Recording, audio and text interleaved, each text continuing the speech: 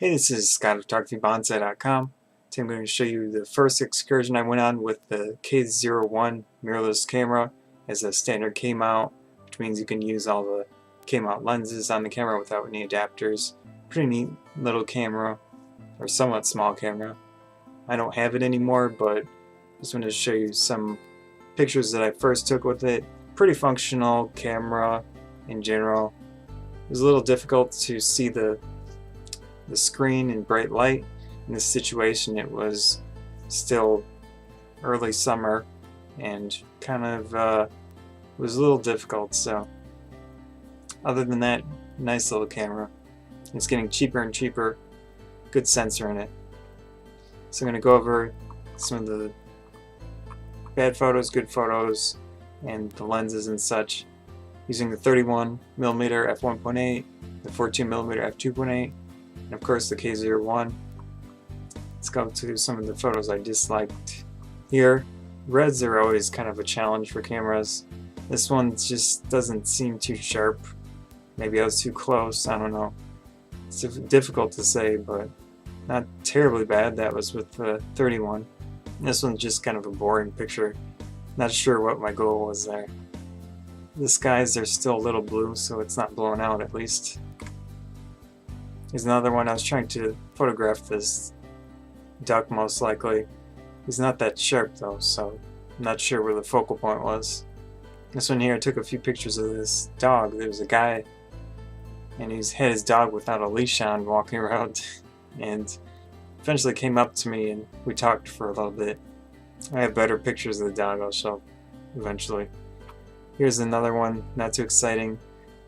The clouds look a little bit blown out. That was with the 14mm f2.8 lens. Again, similar situation, kind of a boring photo, and the clouds are way too white. So that's about it for those. This is a pretty quick photo shoot. We go to some of the more average ones. This one was heavily modified. You can see how much dynamic range the camera has. Let's open this one up. So in default, see, this is quite dark. So I expose to save the highlights, and then in post I just increase the fill light, maybe some more contrast. It works quite well. So usually with these type of cameras I try to make sure that the highlights are saved and let the background, the darks go where they may, because those are usually easier to save in the post-processing. This one's kind of interesting. It's a little blown out, but I like the curves here. Kind of follow the line. Similar concept here. Follow this line throughout the photo. This one's a large statue. If you see my videos, I've had probably a few of this guy, or quite a few of the statues at that park. Here's a nice little, somewhat macro style photo with the 31 and the K1, of course.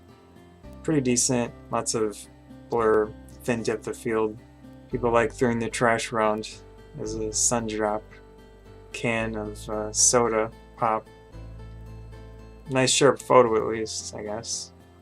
Here's a few of the scenery with we have a large river through our city, and that park is right on there, so it works well. Nice park to walk around in. I like this one a lot. Nice sharp contrasty image. That's a little bit with post-processing, but you can see some of the buildings and things like that. Pretty neat picture. Again with the plants.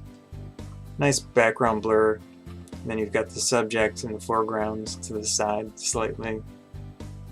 That was with the 14, so I actually like how the blur rendered with the 14 in this situation. Must have been pretty close to the subject. Let's see. Here's an interesting one of the river. Some reflection. It would have worked slightly better with some type of polarizer on the lens, but still lots of texture and things to these waterlogged wood and all that.